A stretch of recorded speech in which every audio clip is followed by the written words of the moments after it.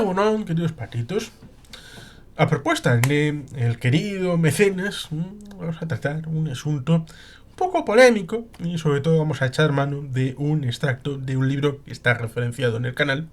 Pero antes vamos a hacer un comentario acerca de esto de la conexión entre el movimiento nacionalista vasco y el sionismo. En su momento, gracias a Pedro Gómez Valadez, se pudo publicar un artículo en la revista Aurora de Israel acerca de esa conexión del nacionalismo vasco y del ámbito del sionismo, del ámbito de Israel, en tanto en cuanto Theodor Herzl, que es paralelo, lo biográfico a nuestro Sabino Arana, al maestro, fue el fundador del sionismo político. Y el señor Sabino Arana es fundador del nacionalismo vasco en su vertiente moderna. Es cierto que hubo previos, como comentamos previamente en otro momento, acerca de esos que habían hecho el recorrido de la fijación del término nacional desde el ámbito dialéctico, pero evidentemente Sabino Arana es el primero en construir una herramienta que transforme eso en actividad política. Lo mismo ocurre con Theodor Herzl, con el movimiento sionista. La construcción de herramienta para la llevada de ese aspecto teórico a una construcción de algo que fuera más allá y derivara en la constitución de un Estado judío de Israel. En el año 1898, en el mismo momento que Sabino Arana es elegido por Bilbao con 4.500 votos aproximadamente, miembro de esa diputación de Vizcaya, en la que tenía 11 miembros, uno fue Sabino, uno de 11, enfrentándose con ese libro coordinado por Sabino, por el señor Iñaki Anasagasti acerca de Sabino Arana, diputado, que está comentado en el canal. Pues en ese paralelo dijo Theodor Herzl en un congreso de sionista que en 50 años el Estado de Israel se concretaría, y tuvo cierto elemento de visualización del futuro, porque esto tuvo realismo en el momento en el que, en mayo del 48, se establece por David Ben Gurión en Tel Aviv la constitución del Estado de Israel. Evidentemente, tenemos ahí el hecho de la Shoah, del ámbito de la limpieza, genocidio, a través de los nazis, de la situación en la Segunda Guerra Mundial, con la muerte de entre 5,5 y 7,5 millones de judíos en el ámbito del Tercer Reich. Evidentemente esto tuvo por efecto la canalización de esos esfuerzos para maximizar la situación en el ámbito de la Tierra Santa con la construcción del Estado de Israel. Pero no podemos olvidar un pequeño detalle importantísimo. Las aliyas son de finales del año 1880, por ahí, hasta prácticamente la llegada del Estado de Israel.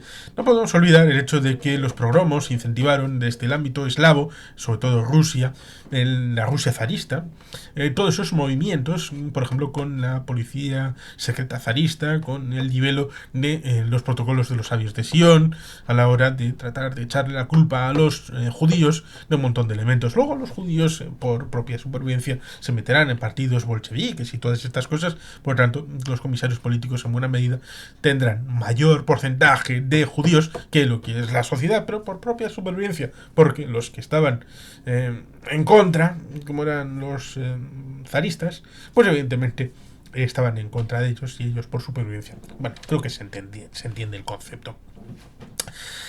Durante todos esos años, en Tierra Santa, empezaron a comprar a precio de oro un elemento como era la tierra. Estamos hablando de que a comienzos de siglo habría tal vez 3, 4 habitantes por kilómetro cuadrado. En este momento, en 2024, hay, pongamos, unos 500 habitantes por kilómetro cuadrado, hablando del terreno en completo, incluyendo Judea y Samaria y Gaza. 500 habitantes. ¿Cuántos habitantes hay por kilómetro cuadrado? Por ejemplo, en Mónaco son 18.000 habitantes por kilómetro cuadrado, para que se vean las diferencias.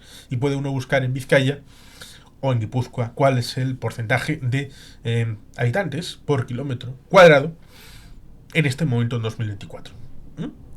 para entender que prácticamente el terreno en el comienzo del siglo XX estaba vacío en Tierra Santa. Pero el terreno estaba controlado por unas élites. Y esas élites, los judíos que iban con la lilla, prácticamente con lo opuesto, empezaron a comprar a precio de oro esos terrenos. Y esos terrenos, durante la primera mitad del siglo XX, fueron transformados en vergel. Fueron transformados en creación de agricultura. Agricultura que sirvió para atraer el trabajo a marisnadas árabes que estaban en la zona de alrededor de Tierra Santa y que sirvió para integrar a las comunidades con el liderazgo de las aliyas y de los judíos. Eso transformó y electrizó durante los años 20 y 30 en movimientos de creación de instituciones de Estado por parte de los judíos y la reacción violenta de terrorismo islámico contra ellos con unos programas dentro de Tierra Santa. Previo a toda la institución del Irgun, la Haná y todo esto, y las fuerzas de autodefensa que empezarán en los años 30 y posteriormente los 40. Por tanto, ahí tenemos un elemento a considerar muy importante a la hora de entender la situación en el ámbito de Israel y ligado a la Shoah, que es posterior a todo lo que hemos comentado. Tenemos a un gobierno vasco que entiende perfectamente el derecho de autodeterminación del pueblo judío, que ha ligado a lo largo de los 50 años previos Sabino Arana con Theodor Herzl, que ha entendido el elemento euskera con el hebreo, que ha entendido que los judíos merecen una construcción nacional como la merecen los vascos. Y por tanto, con ese pasado, el gobierno vasco apostó por ayudar a los judíos. Por ejemplo, el capitán de Randorena, que tiene una calle en Tel Aviv o en Haifa. No recuerdo exactamente, pero es importante porque fue un símbolo de muchos otros no ejemplificados, de capitanes vascos de marina mercante que ayudaron a transportar supervivientes de la Shoah al Estado naciente de Israel. Y por tanto vamos a ir a esas relaciones históricas entre el nacionalismo vasco e Israel en el texto del señor José Antonio Lisbona. Historias de unas relaciones secretas. País Vasco versus Estado de Israel. ETA y PNV buscando el apoyo militar en el Estado judío. Claves y conexiones del sionismo, el nacionalismo judío, con el Estado nacional vasco. Las relaciones y contactos entre Euskadi e Israel son antiguas. El nacionalismo vasco siempre ha tenido una gran admiración por el pueblo judío y los logros alcanzados por el Estado de Israel.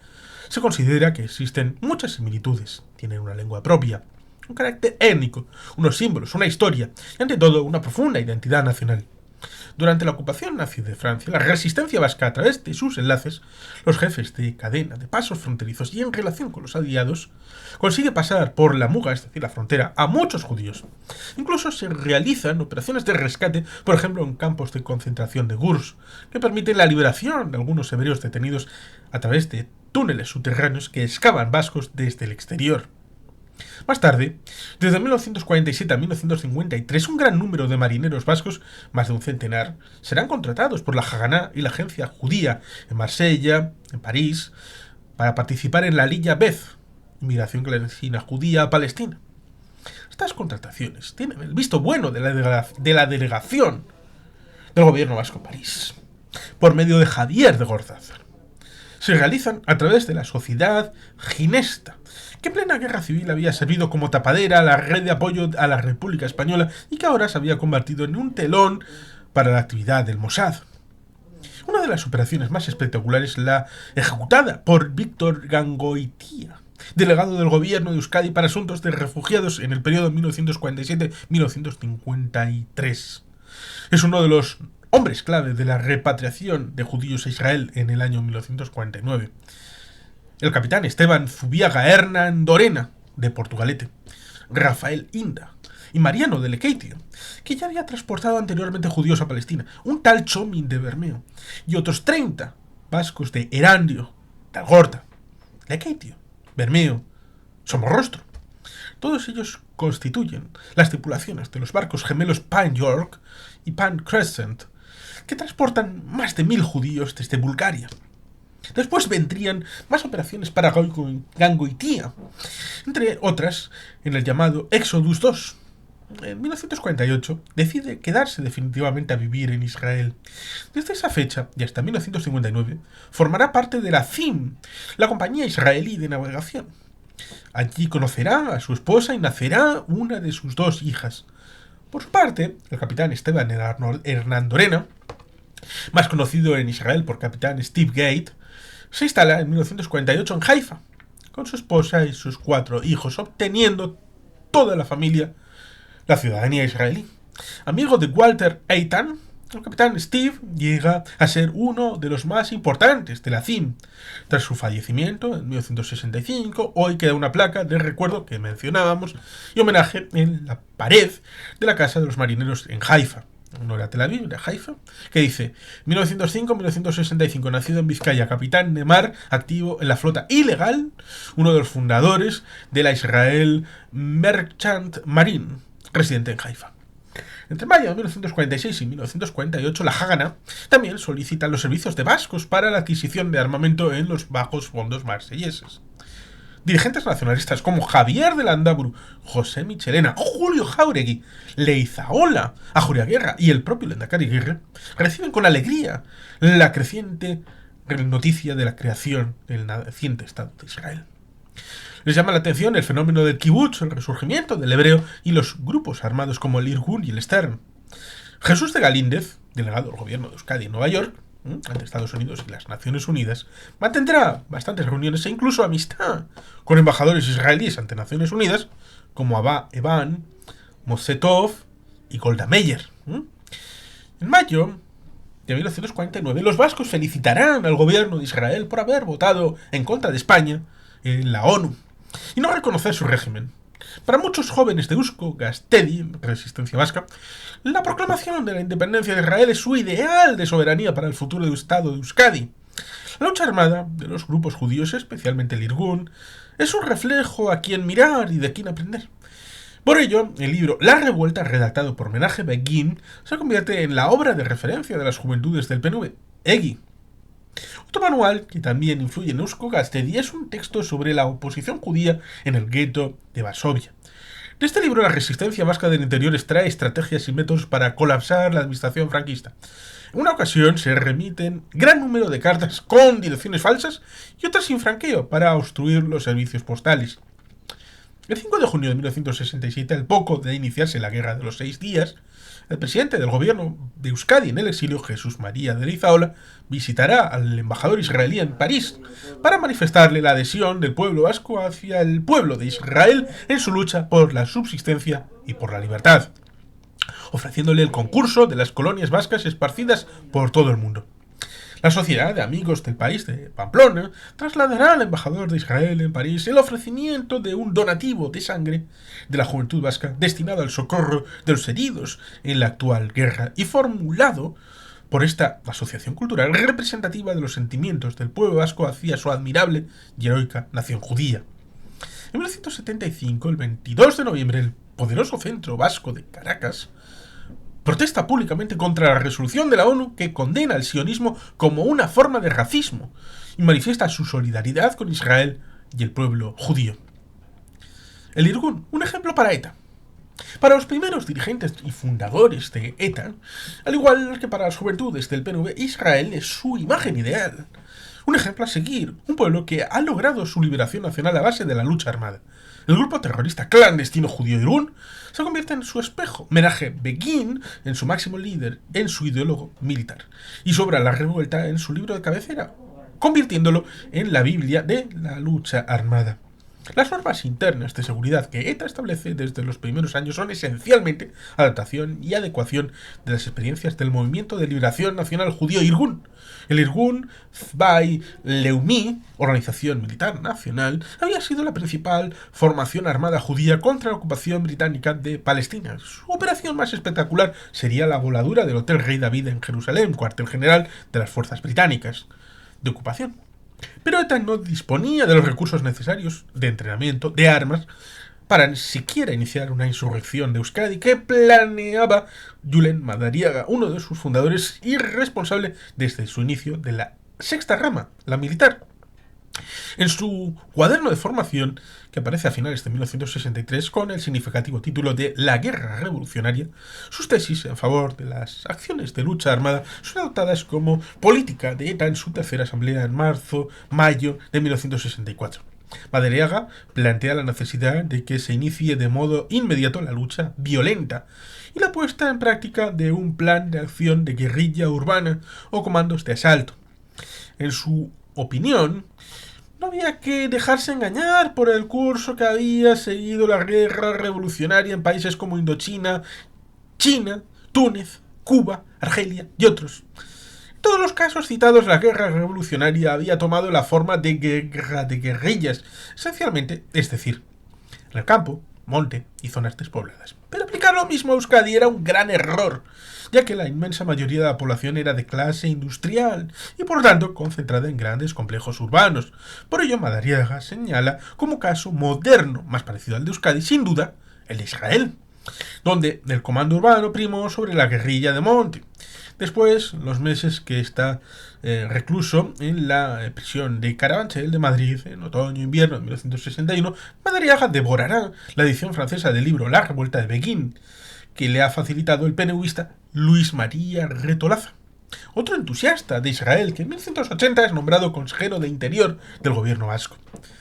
Pocos meses antes de su detención, el responsable de la rama militar de ETA había propuesto volar el gobierno civil de Bilbao, al igual que habían hecho los activistas del Irgun en el cuartel general británico instalado en el Hotel Rey David de Jerusalén. Sin embargo, finalmente la acción no se ejecutará. La esposa de Yulia Madariaga había visitado Israel, pero las ideas expuestas por Madariaga en defensa de la lucha violenta guardaban escasa relación con la agitación que entonces constituían las pobres acciones de ETA. Ante la realidad, Yule Madariaga se propone un paso sin precedentes: pedir ayuda militar a Menachem Begin, más tarde primer ministro israelí entre 1977 y 1983.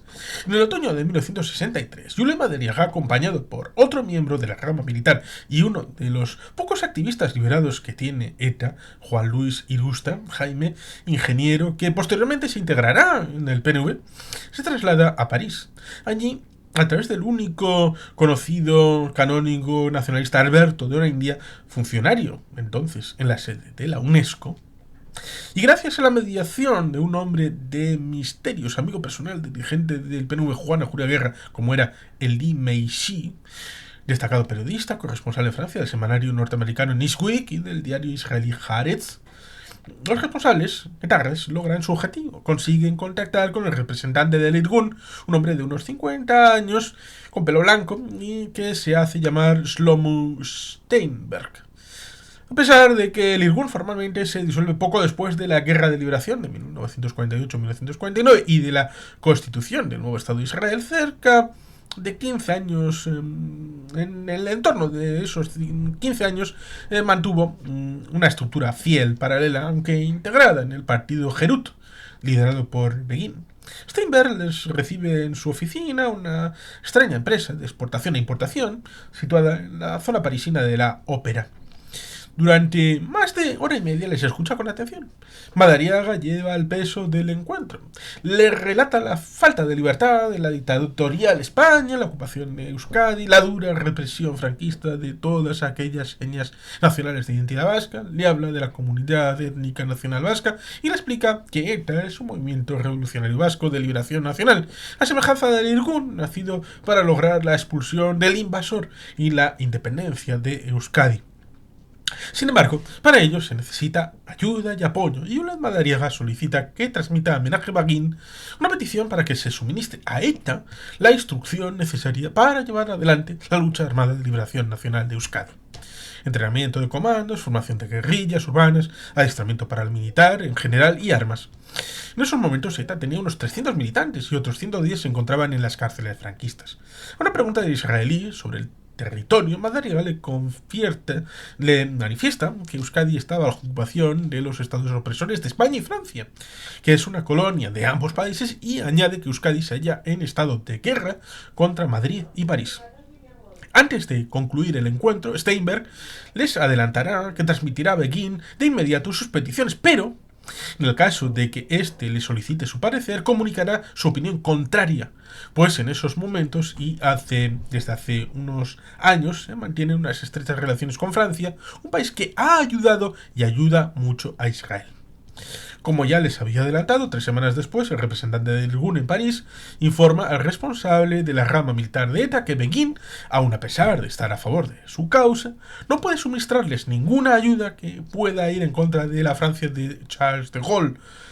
Pero Madariaga no es el único dirigente de ETA admirador de Israel. José María Benito del Valle, José Manuel Aguirre y José Luis Álvarez Emparancha Chillardegui, miembros también del grupo fundador de ETA, además de la lucha del Irgun, valorarán en gran medida un logro israelí muy importante, la recuperación y resurgimiento del hebreo como ejemplo para establecer y convertir el euskera en la esencia de la etnia vasca. Su pérdida supondría la desaparición de la nación vasca. Sobre todo Chillardegui, que es experto en materia lingüística, escribe artículos e imparte charlas de formación donde manifiesta que la prioridad más urgente del futuro gobierno de una Euskadi independiente es el fortalecimiento de la lengua vasca, al igual que han hecho los israelíes con la hebrea. Sin embargo, Benito del Valle, Zabala, es junto a Madariaga,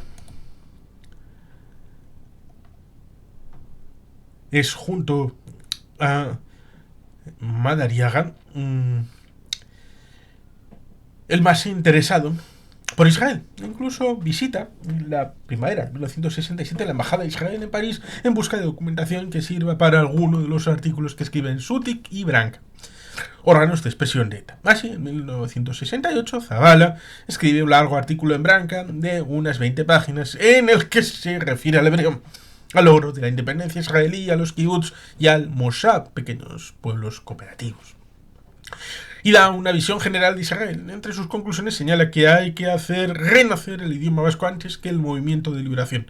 El interés de José María Benito del Valle es tal por conocer las experiencias israelíes que a principios de los años 70 se integra varios meses en un kibutz de Israel. Al mismo tiempo, en febrero de 1972, ETA suscribirá su primer comunicado de solidaridad con la organización palestina Fatah. 3 años después de la solicitud al israelí Begin, Julen Madariaga tiene una nueva ocasión para pedir ayuda militar, pero en este caso el gobierno de Argelia. En marzo de 1966, el dirigente Tarra, exiliado en Argel desde marzo de 1965, tras ser expulsado de Francia por las autoridades de París, pide a los dirigentes del FLN que suministren a ETA armas, ayuda financiera, entrenamiento paramilitar y una emisora de radio. Al igual que más tarde tendría el Empayac canario. La respuesta del coronel Jahari Boumediene, jefe del Estado argelino, también es negativa. Sin embargo, la razón es singular e inesperada. España va a venderle cerca de 500.000 de corderos, imprescindibles para celebrar el día de Eid al-Akbir, la fiesta islámica del sacrificio, y Argel no puede renunciar a ellos. Comandos del PNV en Israel. Pocos saben que en enero de 1974 y hasta mayo de 1977, es decir, un mes antes de las primeras elecciones democráticas, el gobierno de Euskadi en el exilio y el Partido Nacionalista Vasco, que por aquellas fechas son prácticamente lo mismo, solicitan y obtienen formación paramilitar de 2 capitanes israelíes pertenecientes a unidades de élite. Los contactos son realizados por Primitivo Abad Gorostiza, con larga trayectoria militar. Había sido comandante de Gudaris, es decir, soldados vascos, en la Guerra Civil y durante la Segunda Guerra Mundial. Estuvo integrado en la Brigada Vasca junto a las tropas norteamericanas. En 1943, al organizarse Euskonaya, Voluntad Vasca, una especie de ejército con vistas a una inminente victoria aliada, él es el jefe de la zona de Vizcaya, que contaba con 19 compañías con 103 gudaris cada una.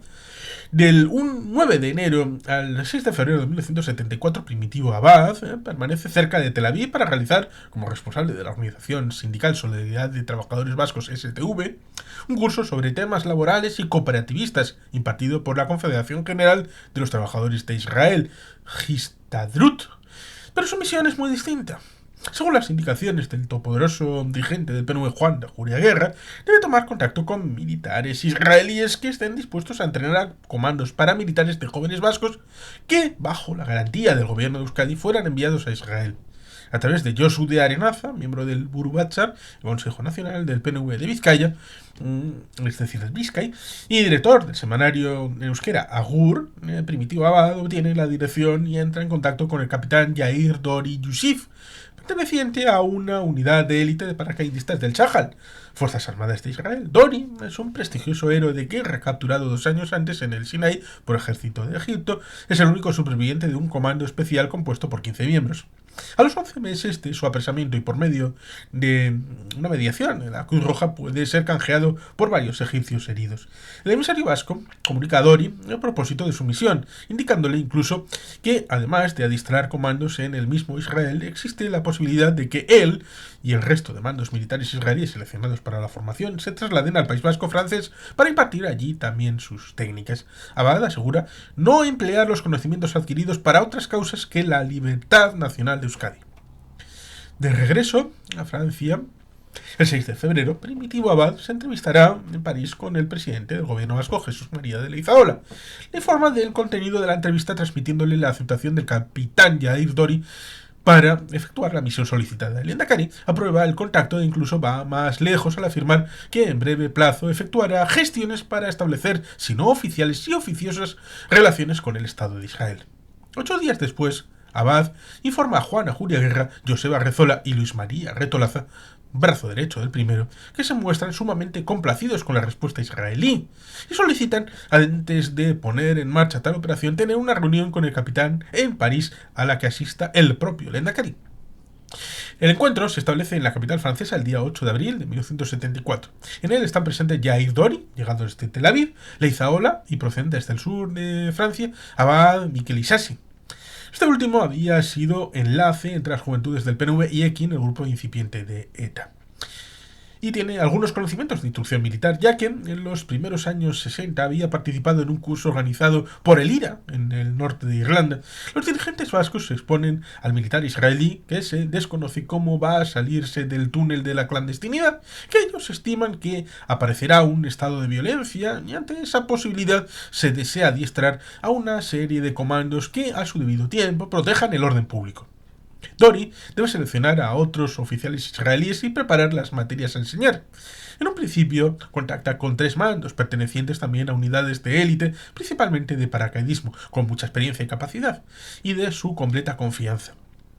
Conjuntamente preparan un programa para un curso de 2 semanas de duración. En contactos posteriores, tanto epistolares como telefónicos, Abad informa de que la mejor fecha para efectuar la primera instrucción será en el mes de agosto y que el grupo a adiestrarse estará compuesto de entre 15 y 20 personas.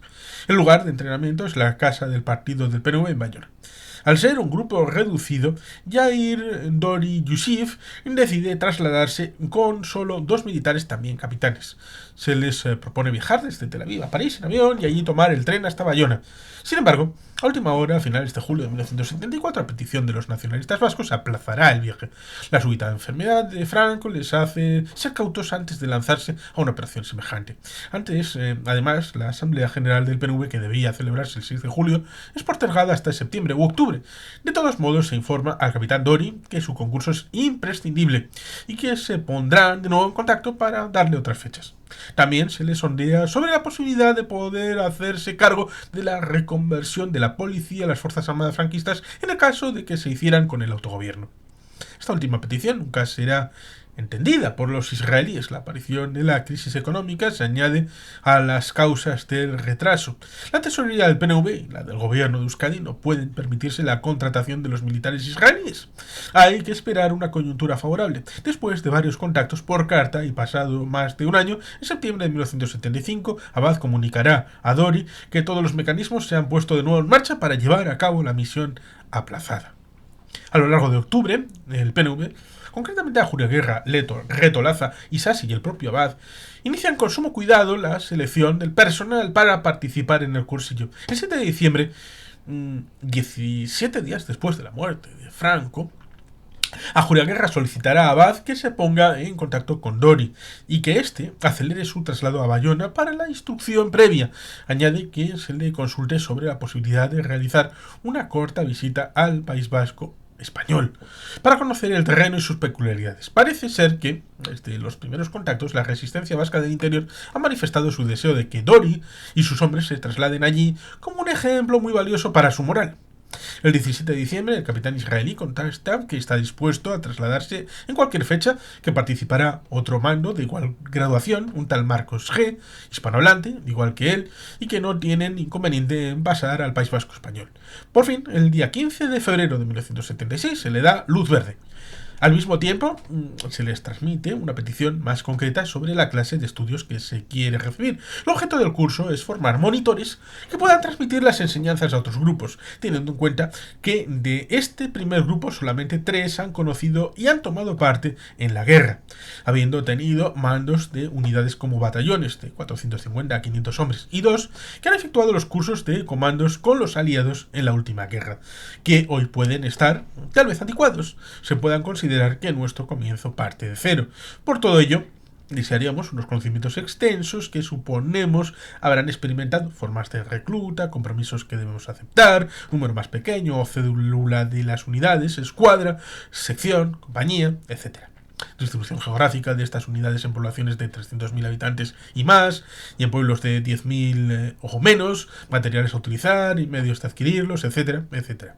Llegado el día H, cómo provocarlo para adelantar o retrasar grupos extremistas que habría que controlar y dominar, ocupación de poblaciones, asalto de casas y cuarteles, y medios a emplear, psicológicos, militares, control de los servicios de suministro eléctrico, agua, transportes y comunicaciones, centrales, puertos, etc., sabotaje de barcos, trenes, centrales eléctricas, refinería de petróleos, etc. Policía vasca. Formación de sus cuadros, militar y civil, entonces monitorizados y radiotelefoneados, etcétera, etcétera. Todas estas peticiones no se podían atender en tan solo un curso de 2 semanas y se concreta ya un posible viaje de 2 personas, los máximos responsables de la Organización Vasca de Comandos, a Israel para proseguir allí la formación técnica, especialmente la policial. Yair Dori y Marcos G. permanecen en Bayona entre el 15 de febrero y el 6 de marzo de 1976. Aquí entrenan a un grupo de 18 personas, la mayoría de unos 30 años, entre los que se encuentran Primitivo Abad, Mikel Isasi, Antón Ormaza, presidente del Vizcay Buru Batzar del PNV, y José Luis Irurita, también miembro de este mismo Vizcay Buru Batzar. A 2 sesiones de entrenamiento asisten personalmente Juana Jureguerra y Luis María Retolaza. Los días 16 y 17 de marzo, los 2 capitanes israelíes visitarán el País Vasco español, aunque después muchas negativas por su parte, ya que temen una posible detención de un Estado que no mantiene relaciones diplomáticas con Israel. Además, lo delicado de su misión les hace ser más recelosos ante su viaje.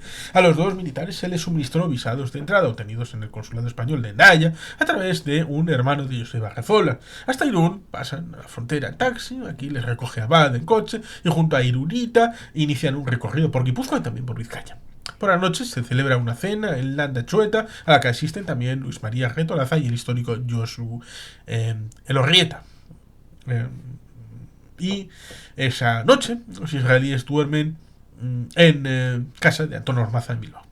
Al día siguiente completan el trayecto, incluso visitan Navarra. La instrucción efectuada en Bayona es táctica y física, comandos con arrastre por el suelo, asaltos, orientación, manejo de armas, etc. En el ámbito técnico se estudia la mayor parte de los supuestos previstos, llegado el día H. Según el documento enviado a Dori, la operación le supone al PNV un desembolso de $6.600. Más gastos ocasionados por la estancia. Yair Dori y Marcos G. encuentran muchos inconvenientes porque varias personas integrantes del comando no reúnen las condiciones físicas adecuadas, pero los dirigentes del PNV se muestran satisfechos con el resultado final. En abril y noviembre de 1976, a Jureguerra y sus 2 hombres de máxima confianza, Luis María Retolaza y Xavier Arzallus, que conoce todos los detalles de la operación, junto a otros dirigentes, estudian la posibilidad de estrechar lazos comerciales y de hermandad con Israel. Idea ya considerada en 1974 por el Necari Leizaola, se piensa abrir una especie de oficina comercial del gobierno de Euskadi que, además de servir como tapadera para las siguientes operaciones y viajes, funcionaría como empresa de importación-exportación entre Euskadi e Israel. 6 meses después, Primitivo Abad informará a Yair Dori que serán 3 los jefes de comandos que se trasladarán próximamente a Israel para perfilar posibles puestas a punto de ciertas técnicas estudiadas en Bayona y en función de estas montar los servicios necesarios de Euskadi en Israel. Se solicitan fechas adecuadas para realizar el viaje después de Navidad y fin de año. El capitán contesta afirmativamente y anuncia que durante su estancia allí podrán visitar y apreciar de cerca los campos de entrenamiento de las Fuerzas Armadas de Israel. Las 3 personas seleccionadas a comienzos de 1977 para trasladarse son Primitivo Abad, el doctor José Luis Irurita y Joseba Emeldi, alias el Indio. Este último es un personaje singular, según lo publicado sobre él, vinculado a los residuos de los servicios de información vasco norteamericanos que funcionarían en la posguerra, primero adscritos al OSS y a partir de 1947 a la CIA. Emeldi había residido en Venezuela, donde participó en movimientos guerrilleros. La Escuela Estadounidense de Panamá se especializaría en ejercicios militares, es decir, la llamada Escuela de las Américas. En 1968 ya realizó un cursillo de instrucción armada a un grupo de Eusko Gaztedi, las Juventudes del Perú, en Beirís, en el País Vasco francés. Allí estuvieron presentes varias personas como Mujica Arregui, más tarde dirigente de la organización terrorista ETA. La inclusión de Joseba Emeldi en el grupo es forzada por Juan de Ajuriaguirre y Luis María Retolaza, que ven en él un posible futuro jefe de la Archancha. Los 3 expertos en asuntos militares del PNV llegarán a Tel Aviv el día 9 de mayo de 1977 en un vuelo 324 de la compañía El Al, procedentes de París. En el aeropuerto les esperarán dos capitanes israelíes que intervienen ante la policía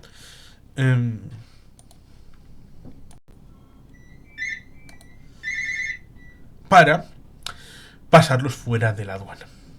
Su regreso está previsto una vez concluidos los cursos para el 19 del mismo mes de mayo. Este viaje se organiza en el más absoluto secreto en el seno del Partido Nazista Vasco, máximo en vísperas de las primeras elecciones democráticas a celebrarse el 15 de junio. Muy pocas personas, aparte de los interesados, lo conocen, solo Juan Ajuriaguirre, Luis María Retolaza y Xavier Arzayus. Sin embargo, la operación no resulta como estaba previsto. Una vez en Israel, nunca antes, los 2 capitanes israelíes se echarán atrás. Estos expondrán claramente a los invitados vascos que los acontecimientos se han desarrollado de manera diferente y negativa a lo convenido. Sus gestiones cerca de los mandos supremos del Chajal no son satisfactorias. Es más, alarmados por la noticia, les recomiendan dirigirse al Ministerio de Asuntos Exteriores para explicar la presencia en la misión de los 3 nacionalistas vascos. Puestos en contacto con representantes diplomáticos, se les comunica que esa misma tarde se pondría el asunto en conocimiento del ministro Yigal Alon. De todos modos, Yair Dori solicita a Abad que el representante del gobierno vasco en el exilio, es decir, del presidente del gobierno vasco en el exilio, contacte con Israel para oficializar las relaciones. Desde Jerusalén, Abad efectúa 2 gestiones telefónicas con Jesús María de Leizaola, solicitándole urgentemente que se presente en la embajada israelí en París para garantizar la personalidad de los 3 y el motivo del viaje. El Lehendakari visitará 2 veces la delegación diplomática, pero él mismo se da cuenta el viernes 13 de mayo de que toda la operación se ha cortocircuitado. El día anterior ha sido una fecha especialmente sangrienta en Euskadi, en la cual se producen 5 muertos por atentado. La operación es un fracaso. Abad, Irurita y Emeldi saldrán de Israel el 19 de mayo. Menos de un mes después, el 15 de junio de 1977, en las primeras elecciones generales, el Partido Nazista Vasco obtendrá 8 escaños. Juan Ajuriaguirre y Xavier Arzayus se convertirán en diputados del Congreso de esas Cortes Constituyentes. Admiración y contactos en democracia. Un hogar nacional. Así llamado por el Congreso Fundacional del Sionismo en Basilea y después por la Declaración Balfour en 1917, es lo que desea el nacionalismo vasco para Euskadi. Durante largos periodos del franquismo, en algunas reuniones del Buru Batzar del Partido Nacionalista Vasco, burukides, es decir, dirigentes como José Luis García de Falces, comprenden las legítimas razones de los sionistas. Para el nacionalismo vasco, la lectura de Toro Herzl, el Sabino Arana del sionismo, y su diseño de un Estado nacional judío son enriquecedores y muy útiles. Pero uno de los elementos clave para aprender del sionismo es la lengua. El euskera es la quinta esencia de Euskadi. Mientras el euskera viva, Euskadi vivirá. Se desea aplicar la experiencia israelí en la recuperación del hebreo. Así, entre 1978 y 1979 se inician contactos con la Universidad Hebrea de Jerusalén. Más tarde, a mediados de los años 80, será el propio consejero Educación y portavoz del gobierno vasco, Pedro Miguel Echenique, perteneciente al PNV, que viaje a Israel junto con su viceconsejero y catedrático de lingüística, Koldo Michelena, para estudiar y conocer las técnicas israelíes con el objeto de su posible aplicación al euskera. Como resultado de esta visita, especialistas israelíes en educación viajarán al País Vasco para establecer un convenio de colaboración con el gobierno vasco en el marco de un programa de innovación tecnológica de la educación. Pero Echenique, además de sus contactos con Israel durante los años que ocupa la Consejería de Educación y Cultura, entablará otro tipo de vinculaciones en un área que conoce perfectamente al ser un reconocido catedrático de física, es decir, la energía nuclear. También el consejero de Interior, el histórico Luis María Retolaz, tiene una estrecha amistad con el catedrático israelí de física nuclear, Aviví. Mientras Echenique viaja a Israel, Aviví frecuenta Euskadi durante 1981 con visados y autorización expresa de Juan José Rosón, ministro del Interior español. En junio de 1981, una importante delegación de expertos de la Comisión de Energía Atómica de Israel y funcionarios de la central nuclear de Dimona, en el Negev, se trasladan al País Vasco para aconsejar en temas de interés para la central nuclear de Lemóniz. Uno de los asuntos que más interesan es el de la seguridad. Mientras los dirigentes del gobierno vasco tratan de reducir la importancia de estos contactos nucleares, a las autoridades de Madrid no les gusta nada desconocer lo que sucedía en Euskadi en un tema tan sensible como la energía atómica. En una ocasión, asustados por el gran número de visados que solicitaban ciudadanos israelíes con destino al País Vasco, el Ministerio Español de Asuntos Exteriores solicitará autorización a la presidencia del gobierno, con Calvo Sotelo como presidente, para dar instrucción a su consulado en Jerusalén para reducir esta riada de viajes científicos. Las relaciones en materia de seguridad entre el PNV e Israel continuarán después del episodio del envío a Israel y el entrenamiento de comandos nacionalistas vascos en Francia. Una vez al frente del gobierno vasco, los contactos secretos continuarán. En 1980, la Consejería del Interior, con Retolaza a su frente, prefiere a los británicos y a los alemanes para distraer a los futuros miembros de la Archaincha, los hombres de Berrozi. Sin embargo, a Retolaza sí le interesa utilizar en Euskadi el sistema de transmisiones de las Fuerzas Armadas de Israel, el Chahal. Los israelíes son poco utilizados para entrenar a la futura policía vasca, la Archaincha, en Berrozi. Pero, en cambio, sí se solicitan los servicios del Mossad y de militares israelíes para formar al grupo Ekinsa, un grupo de élite de la Archaincha creado en 1983 y sobre todo para la creación de una especie de servicio vasco de inteligencia a partir de abril de 1986. Algunos agentes vascos de la Ekinsa estuvieron alojados en un kibutz durante su instrucción. Toda la cúpula de la Consejería de Interior del gobierno vasco es una gran admiradora de Israel. Luis María Retolaza, consejero, Eli Galdós, viceconsejero de Interior, Juan José Arrizabalaga, viceconsejero de Seguridad, Sabino Arrieta, viceconsejero de Administración y Planificación, y Genaro García Aindoain, delegado de Asuntos del Interior. Algunos de ellos viajan en varias ocasiones a Israel, unas veces en secreto y otras no. Otro de los temas que siempre ha interesado a los nacionalistas vascos en el seno del gobierno es el de la sanidad. Las organizaciones sanitarias de Israel destacan en todo el mundo. Uno de los viajes más jugosos es el que realiza Andoni Monforte a mediados de los años 80 como consejero de sanidad. El motivo oficial es la visita, es conocer los diversos estudios que se llevaban a cabo en relación a la fuerte incidencia de las enfermedades cardiovasculares, especialmente el alto porcentaje de infartos y su relación con el origen de las comunidades. Pero realmente el viaje tiene dos motivos secretos. El primero, conocer cómo los científicos israelíes podrían ayudar en los estudios sobre el alto porcentaje de la población vasca de factor RH negativo. La siguiente razón fue entrar en contacto con los servicios de seguridad de Israel para buscar puntos convergentes en la futura colaboración policial entre Israel y Euskadi. Algunas de las solicitudes de los vascos son rechazadas por los israelíes. No olvidemos que el Mossad también colabora estrechamente con el CSIC. El 16 de julio de 1994, el presidente del Partido Nacionalista Vasco, Xabier Arzalluz Antilla, se trasladará a Israel encabezando una delegación compuesta también por Aguirre Arizmendi, el senador Caballero Lasquivar y el diputado Ollora Ochoa de Aspuru.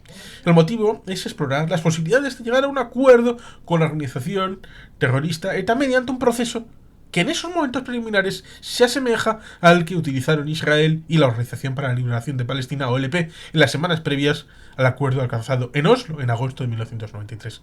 A Arzayus también le interesa conocer el procedimiento utilizado para iniciar las negociaciones directas, así como el largo proceso de toma de decisiones seguido por el gobierno de Israel. El presidente del PNV llega a reunirse con el primer ministro Isaac Rabin y con uno de sus principales hombres de confianza, el artífice de los acuerdos de Oslo, Yossi Beilin.